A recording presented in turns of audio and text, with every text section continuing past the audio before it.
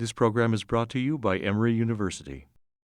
There were a number of things that were significant about the trial. First of all, the fact how Eichmann came into the Israelis' hands. He was kidnapped in Argentina. They kidnapped him, they brought him to Israel, which caused a great ruckus in the international community. Many people felt it was okay to do it. Many people criticized Israel very severely.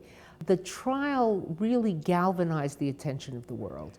There were, according to reporters who were there and reports there were more reporters gathered for the opening of the Eichmann trial than had been at the Nuremberg trials right after the war.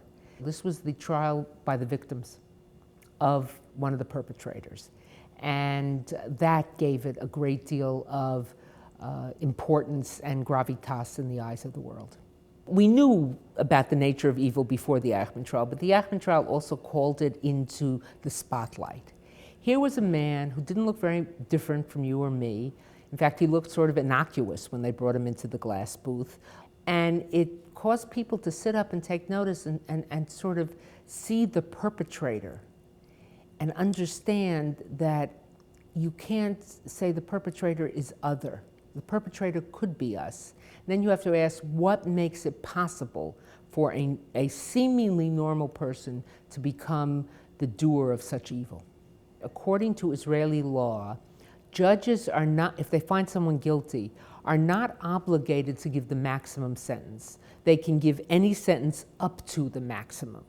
So for a moment in the courtroom, people thought, well, maybe he had escaped the death penalty. And the judges then said, we therefore do not feel obligated to give you the death penalty. We choose to give you the death penalty. The enduring nature of anti-Semitism, it's an ancient hatred.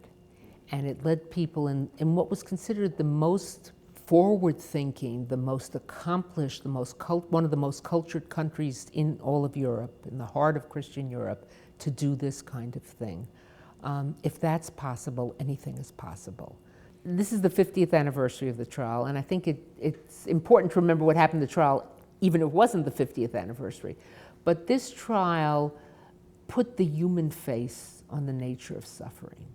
This trial reminded us, by virtue of Hausner's decision to put all those survivors on the stand, reminded us that the victim has a name and a face and a history, and this happened to people. It didn't happen to numbers. It didn't happen to just a large group, to large entities, but it happened to individuals. The preceding program is copyrighted by Emory University.